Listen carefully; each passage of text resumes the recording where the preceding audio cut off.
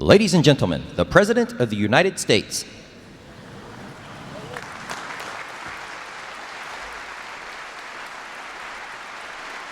Thank you.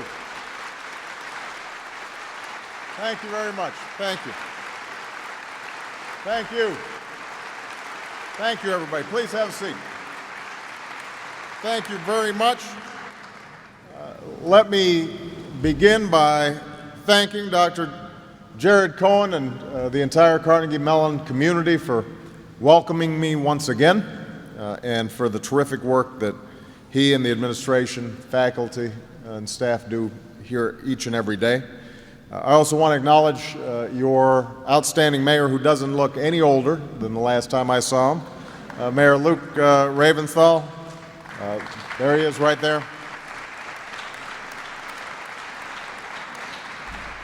It is great to be back at Carnegie Mellon and in the beautiful city of Pittsburgh. I love visiting a good sports town. Last year I stole Dan Rooney to serve as my ambassador to Ireland. To make it up, I invited both the Steelers and the Penguins to the White House to celebrate their championships.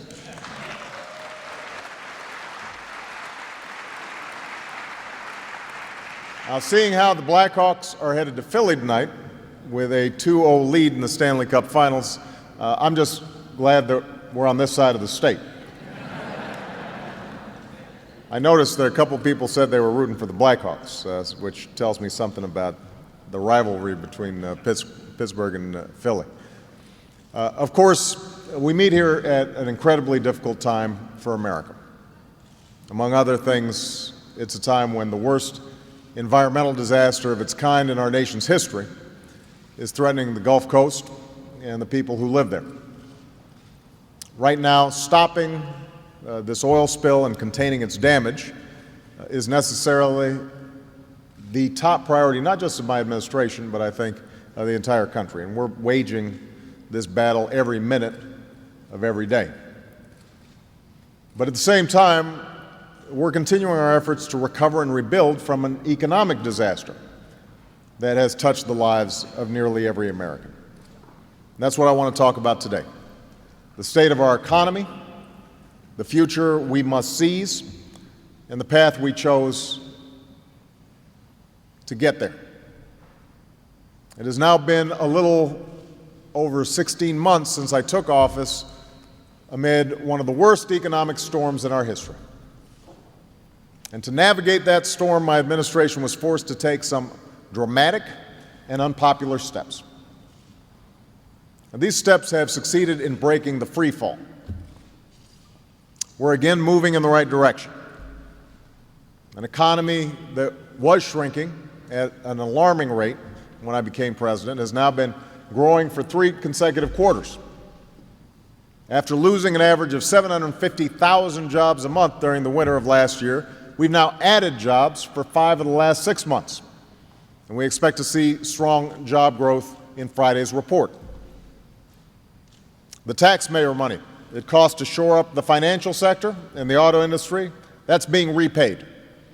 And both GM and Chrysler are adding shifts and operating at a profit. So despite temporary setbacks, uncertain world events, and the resulting up and downs of the market, this economy is getting stronger by the day. Now, that doesn't mean this recession is by any means over for the millions of Americans who are still looking for a job or a way to pay the bills. Not by a long shot. The devastation created by the deepest downturn since the Great Depression has hit people and communities across our country very hard. And it's not going to be a real recovery until people can feel it in their own lives. In the immediate future, this means doing whatever is necessary to keep the recovery going and to spur job growth. But in the long term, it means recognizing that for a lot of middle-class families, for entire communities in some cases, a sense of economic security has been missing since long before the recession began. Over the last decade, these families saw their incomes decline. They saw the cost of things like health care and college tuition reach record highs. They lived through a so-called economic expansion that generated slower job growth than at any prior expansion since World War II. Some people have called the last 10 years the lost decade. So the anxiety that's out there today isn't new. The recession has certainly made it worse. But that feeling of not being in control of your own economic future, that sense that the American dream might slowly be slipping away, that's been around for some time now. And for better or for worse, our generation of Americans has been buffeted by tremendous forces of economic change. Long gone are the days when a high school diploma could guarantee a job at a local factory. Now, when so many of those factories have moved overseas. Pittsburgh, a city that once was defined by the steel industry, knows this better than just about anybody. And today, the ability of jobs and entire industries to relocate where there's skilled workers and an internet connection has forced America to compete like never before. From China to India to Europe, other nations have already realized this. They're putting a greater emphasis on math and science and demanding more from their students. Some countries are building high-speed railroads and expanding broadband access. They're making serious investments in technology and clean energy because they want to win the competition for those jobs. So we can't afford to stand pat while the world races by. The United States of America did not become the most prosperous nation on earth by sheer luck or happenstance. We got here because each time a generation of Americans has faced a changing world, we have changed with it. We have not feared our future, we have shaped it. America does not stand still, we move forward. And that's why I've said that as we emerge from this recession, we can't afford to return to the pre-crisis status quo. We can't go back to an economy that was too dependent on bubbles and debt and financial speculation. We can't accept economic growth that leaves the middle class owing more and making less. We have to build a new and stronger foundation for growth and prosperity, and that's exactly what we've been doing for the last 16 months. It's a foundation based on investments in our people and their future. Investments in the skills and education we need to compete. Investments in a 21st century infrastructure for America, from high-speed railroads to high-speed internet. Investments in research and technology, like clean energy, that can lead to new jobs and new exports and new industries. This new foundation is also based on reforms that will make our economy stronger and our businesses more competitive. Reforms that will make health care cheaper, our financial system more secure, and our government less burdened with debt. In a global economy, we can't pursue this agenda in a vacuum. At the height of the financial crisis, the coordinated action we took with the nations of the G20 prevented a global depression and helped restore worldwide growth. And as we've recently witnessed in Europe, economic difficulties in one part of the world can affect everybody else. And that's why we have to keep on working with the nations of the G20 to pursue more balanced growth. That's why we need to coordinate financial reform with other nations so that we avoid a global race to the bottom. It's why we need to open new markets and meet the goal of my National Export Initiative, to double our exports over the next 5 years. And it's why we need to ensure that our competitors play fair and our agreements are enforced. This, too, is part of building a new foundation. Now, some of you may have noticed that we have been building this foundation without much help from our friends in the other party. From our efforts to rescue the economy, to health insurance reform, to financial reform, most have sat on the sidelines and shouted from the bleachers. They said no to tax cuts for small businesses, no to tax credits for college tuition, no to investments in clean energy. They said no to protecting patients from insurance companies and consumers from big banks. And some of this, of course, is just politics.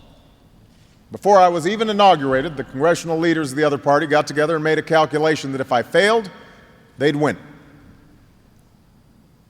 So when I went to meet with them about the need for a Recovery Act, in the midst of crisis, they announced they were against it before I even arrived at the meeting. Before we even had a health care bill, a Republican senator actually said, if we're able to stop Obama on this, it will be his Waterloo. It will break him. So those weren't very hopeful signs. But to be fair, a good deal of the other party's opposition to our agenda has also been rooted in their sincere and fundamental belief about the role of government. It's a belief that government has little or no role to play in helping this nation meet our collective challenges. It's an agenda that basically offers two answers to every problem we face: more tax breaks for the wealthy and fewer rules for corporations. The last administration called this recycled idea the ownership society. But what it essentially means is that everyone is on their own. No matter how hard you work, if your paycheck isn't enough to pay for college or health care or child care, well, you're on your own. If misfortune causes you to lose your job or your home, you're on your own. And if you're a Wall Street bank or an insurance company or an oil company, you pretty much get to play by your own rules, regardless of the consequences for everybody else. Now, I've never believed that government has all the answers. Government cannot and should not replace businesses as the true engine of growth and job creation. Government can't instill good values and a sense of responsibility in our children. That's a parent's job. Too much government can deprive us of choice and burden us with debt. Poorly designed regulations can choke off competition and the capital that businesses need to thrive. I understand these arguments, and it's reflected in my policies. After all, 1/3 of the Recovery Act we designed was made up of tax cuts for families and small businesses. And when you think back to the health care debate, despite calls for a single-payer, government-run health care plan, we passed reform that maintains our system of private health insurance. But I also understand that throughout our nation's history, we have balanced the threat of overreaching government against the dangers of an unfettered market. We've provided a basic safety net because any one of us might experience hardship at some time in our lives and may need some help getting back on our feet. And we've recognized that there have been times when only government has been able to do what individuals couldn't do and corporations wouldn't do. That's how we have railroads and highways, public schools and police forces. That's how we've made possible scientific research that has led to medical breakthroughs like the vaccine for hepatitis B and technological wonders like GPS. That's how we have Social Security and a minimum wage and laws to protect the food we eat and the water we drink and the air that we breathe. That's how we have rules to ensure that mines are safe, and yes, that oil companies pay for the spills that they cause. Now, there have always been those who've said no to such protections, no to such investments. There were accusations that Social Security would lead to socialism and that Medicare was a government takeover. There were bankers who claimed the creation of federal deposit insurance would destroy the industry. And there were automakers who argued that installing seat belts was unnecessary and unaffordable. There were skeptics who thought that cleaning our water, and our air would bankrupt our entire economy. And all of these claims proved false. All of these reforms led to greater security and greater prosperity for our people and our economy. So what was true then is true today. As November approaches, leaders in the other party will campaign furiously on the same economic arguments they've been making for decades. Fortunately, we don't have to look back too many years to see how their agenda turns out. For much of the last 10 years, we've tried it their way. They gave us tax cuts that weren't paid for to millionaires who didn't need them. They gutted regulations and put industry insiders in charge of industry oversight. They shortchanged investments in clean energy and education, in research and technology. And despite all their current moralizing about the need to curb spending, this is the same crowd who took the record $237 billion surplus that President Clinton left them and turned it into a record $1.3 trillion deficit. So we know where those ideas lead us. And now we have a choice as a nation. We can return to the failed economic policies of the past, or we can keep building a stronger future. We can go backward, or we can keep moving forward. And I don't know about you, but I want to move forward. I think America wants to move forward. Now, the first step in building a new foundation that allows us to move forward has been to address the costs and risks that have made our economy less competitive. Outdated regulations, crushing healthcare costs, and a growing debt. To start with, we can't compete as a nation if the irresponsibility of a few folks on Wall Street can bring our entire economy to its knees. That's why we're on the verge of passing the most sweeping financial reform since the Great Depression. It's a reform that will help prevent another AIG. It will end taxpayer-funded bank bailouts. It contains the strongest consumer protections in history, protections that will empower Americans with the clear and concise information they need before signing up for a credit card or taking out a mortgage. Now, financial reform will not guard against every instance of greed and irresponsibility on Wall Street, but it will enshrine a new principle in our financial system. From now on, instead of competing to see who can come up with the cleverest scheme to make the quickest buck, financial institutions will compete to see who can make the better product and the better service. And that's a competition that benefits Wall Street and Main Street. That's why we need to get this legislation done. It's why we can't afford to go back. We have to move forward. We also know we can't compete in a global economy if our citizens are forced to spend more and more of their income on medical bills, if our businesses are forced to choose between health care and hiring, if state and federal budgets are weighed down with skyrocketing health care costs. That's why we finally passed health insurance reform. Now, let's be clear. Costs of health care are not going to come down overnight just because legislation passed. And in an ever-changing industry like health care, we're going to continuously need to apply more cost-cutting measures as the years go by. But once this reform is in full effect, middle-class families will pay less for their health care, and the worst practices of the insurance industry will end. People with pre-existing medical conditions will no longer be excluded from coverage. People who become seriously ill will no longer be thrown off their coverage for reasons contrived by the insurance company. Taxpayers will no longer have to pay, in the form of higher premiums, for trips to the ER by uninsured Americans. Businesses will get help with their health care costs. In fact, small businesses are already learning they're eligible for tax credits to cover their workers this year.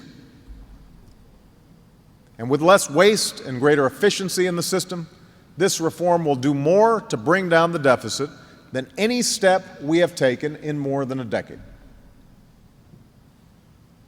The other party has staked their claim this November on repealing these health insurance reforms instead of making them work. They want to go back. We need to move forward. Making health care more cost efficient is critical because it's also true we can't be competitive as a nation if we remain dragged down by our growing debt.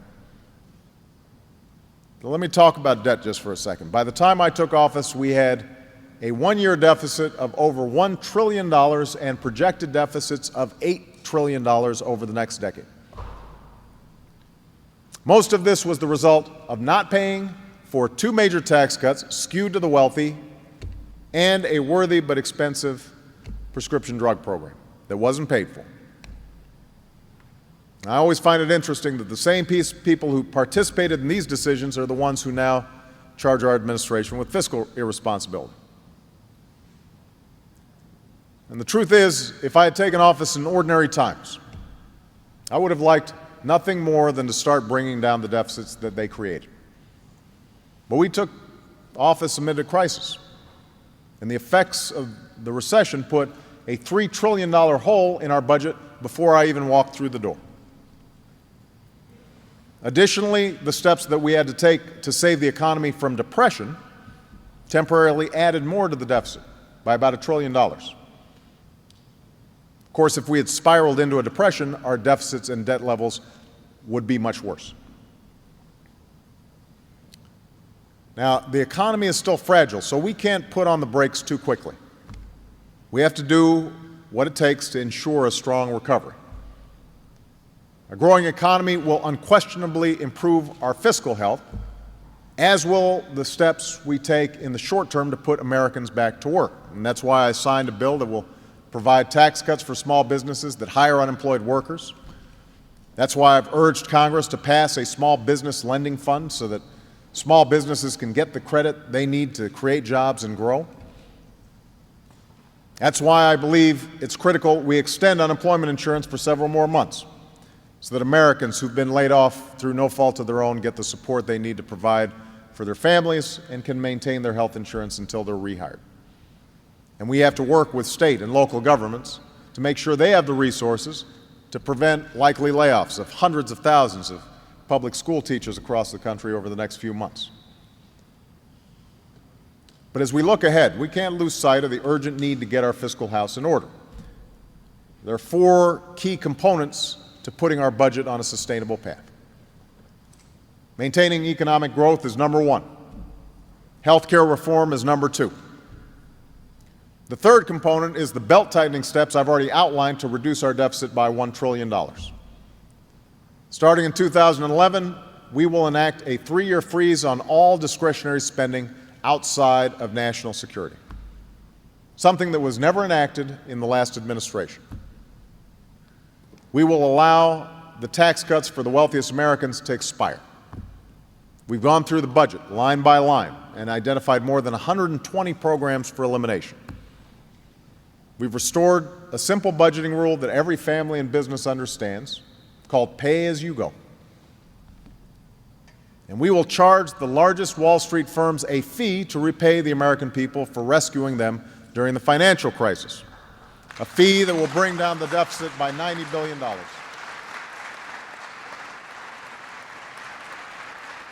A fee that will bring down the deficit by $90 billion over the next decade. By the way, that $90 billion represents about 1/8 of the amount these banks will pay out in bonuses over the same period of time. Now, finally, the fourth component in improving our fiscal health is the bipartisan fiscal commission that I've established that will provide a specific set of solutions by the fall to deal with our medium and long-term deficit. And I have to warn you, this will not be easy. I know that some like to make the argument that if we would just eliminate pork barrel projects and foreign aid, we could eliminate our deficit. Turns out such spending makes up just 3% of our deficit. You combine all foreign aid and all earmarks, that's 3% of our budget. So meeting the deficit challenge will require some very difficult decisions about the largely popular programs that make up the other 97%. It means we'll have to sort through our priorities and figure out what programs that we can do without. On this point, I strongly agree with my friends in the other party.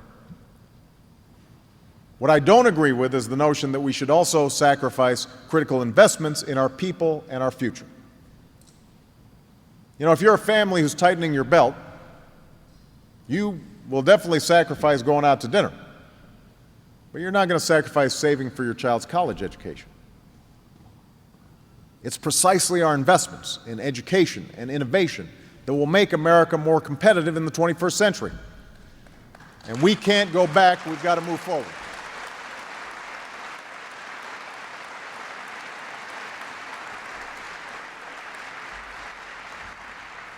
That's why I've made education reform a top priority, because countries that out-educate us today will out-compete us tomorrow. And so we want every citizen to have the skills and training they need in a global economy, from the day that you're born through whatever career you may choose. Last year, we launched a national competition to improve our schools based on a simple idea. Instead of funding the status quo, we will only invest in reform. Reform that raises student achievement, that inspires students to excel in math and science, and turns around failing schools that steal the future of too many young Americans. And to achieve my goal of ensuring America once more has the highest proportion of college graduates in the world by 2020, we passed a law that will make college more affordable by ending the unnecessary taxpayer subsidies that go to financial institutions for student loans. That means we're saving billions of dollars that will go directly to students, including students right here at Carnegie Mellon.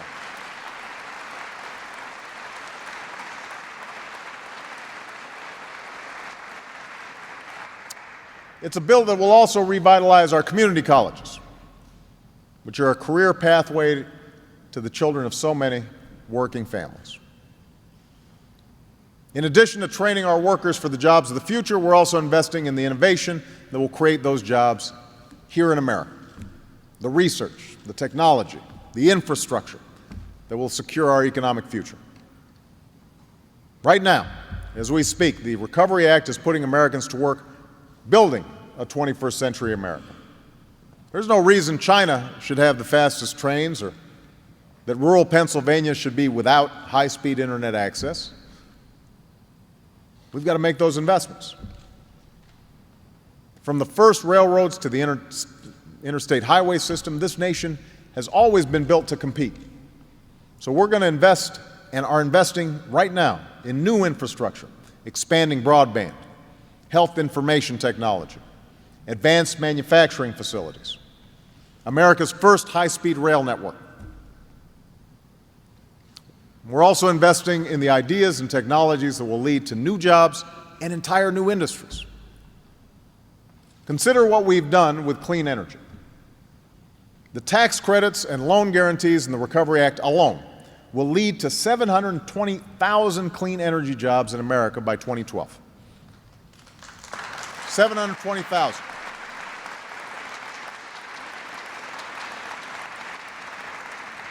I'll give you one example. The United States used to make less than 2% of the world's advanced batteries for hybrid cars.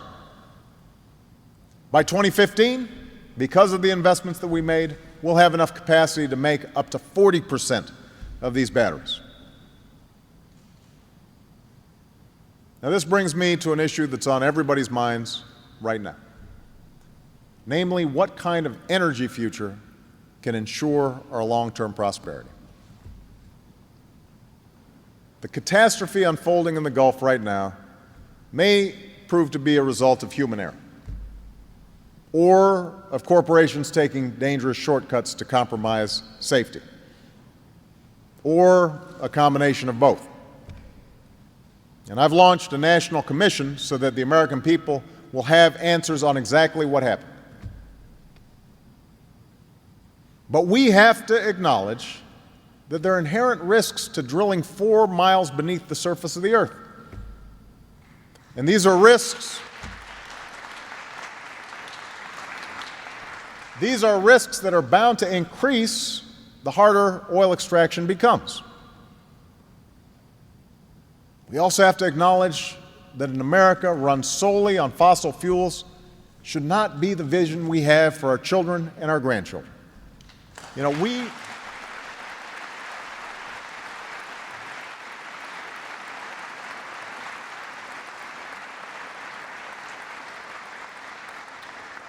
we consume more than 20% of the world's oil, but have less than 2% of the world's oil reserves. So without a major change in our energy policy, our dependence on oil means that we will continue to send billions of dollars of our hard-earned wealth to other countries every month, including countries in dangerous and unstable regions. In other words, our continued dependence on fossil fuels will jeopardize our national security, it will smother our planet, and it will continue to put our economy and our environment at risk. Now, I understand that we can't end our dependence on fossil fuels overnight.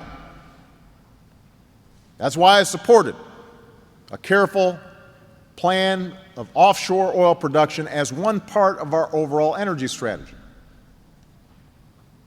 But we can pursue such production only if it's safe and only if it's used as a short-term solution while we transition to a clean energy economy. And the time has come to aggressively accelerate that transition. The time has come, once and for all, for this nation to fully embrace a clean energy future.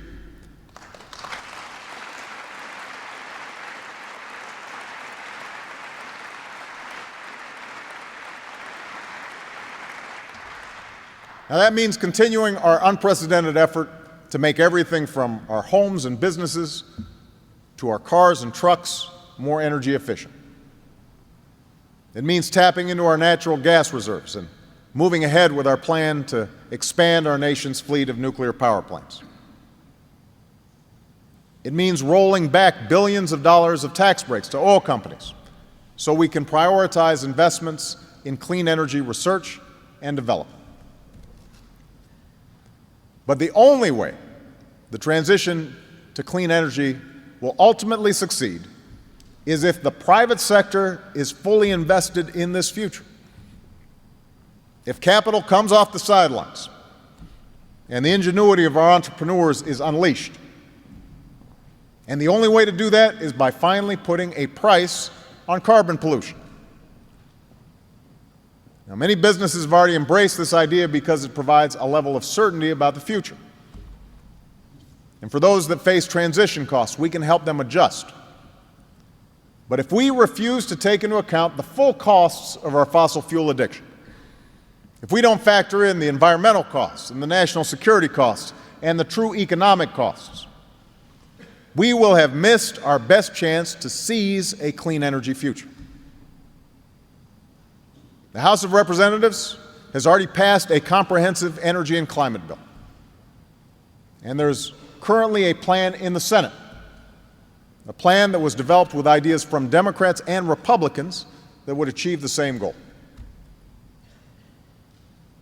In Pittsburgh, I want you to know, the votes may not be there right now, but I intend to find them in the coming months. I will continue to make the case for a clean energy future wherever and whenever I can. I will work with anyone to get this done, and we will get it done. The next generation will not be held hostage to energy sources from the last century. We are not going to move backwards. We are going to move forward. Now, this overarching principle that we must invest in and embrace the innovation and technology of the future and not the past, that applies beyond our energy policy.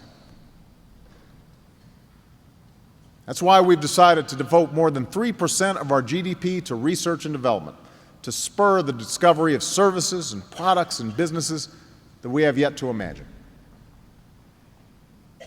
We've proposed making the research and experimentation tax credit permanent, a tax credit that helps businesses afford the high costs of developing new technologies and new products. Last year, we made the largest investment in basic research funding in history. the possibilities of where this research might lead are endless. Imagine a new treatment that kills cancer cells but leaves healthy ones untouched. Regenerative medicine that ends the agonizing wait for an organ transplant. Imagine a lightweight vest for soldiers and police officers that can stop armor-piercing bullets. Educational software that's as effective and engaging as a personal tutor. Intelligent prosthetics that can enable a wounded veteran to play the piano again. And now imagine all the workers and small business owners and consumers who would benefit from these discoveries. We can't know for certain what the future will bring. We can't guess with 100% accuracy what industries and innovations will next shape our world. I'm sure there were times when this city couldn't imagine life without steel mills and heavy smog that filled these streets. And when that industry shrank and so many jobs were lost, who could have guessed that Pittsburgh would fare better than many other Rust Belt cities and reemerge as a center for technology and green jobs, healthcare, and education? Who would have thought that the University of Pittsburgh Medical Center's logo would one day adorn the U.S. Steel Tower? Or that this institute, Carnegie Mellon, would be the region's largest employer? All of this came to be because, as a community, you prepared and adapted and invested in a better future, even if you weren't always sure what that future would look like. And that's what America does. That's what we've always done. The interests of the status quo will always have the most vocal and powerful defenders at every level of government. There will always be lobbyists for the banks or the insurance industry that doesn't want more regulation, or the corporation that would prefer to see more tax breaks instead of more investments in infrastructure or education. And let's face it, a lot of us find the prospect of change scary, even when we know the status quo isn't working for us. But there's no natural lobby for the clean energy company that may start a few years from now.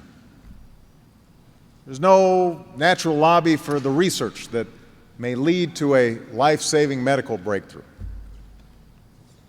There's no natural lobby for the student who may not be able to afford a college education, but if they got one, could end up making discoveries that would transform America and the world.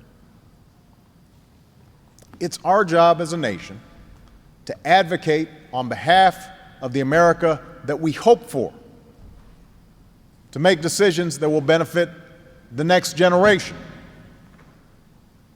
even if it's not always popular, even if we can't always see those benefits in the short term. We make decisions like this on behalf of our own children every single day. And while it's harder to do with an entire country as large and diverse as ours, it's no less important. The role of government has never been to plan every detail or dictate every outcome. At its best, government has simply knocked away barriers to opportunity and laid the foundation for a better future. Our people, with all their drive and ingenuity, always end up building the rest. And if we can do that again, if we can continue building that foundation and making those hard decisions on behalf of the next generation, I have no doubt that we will leave our children the America that we all hope for. Thank you very much, everybody. God bless you. God bless the United States of America.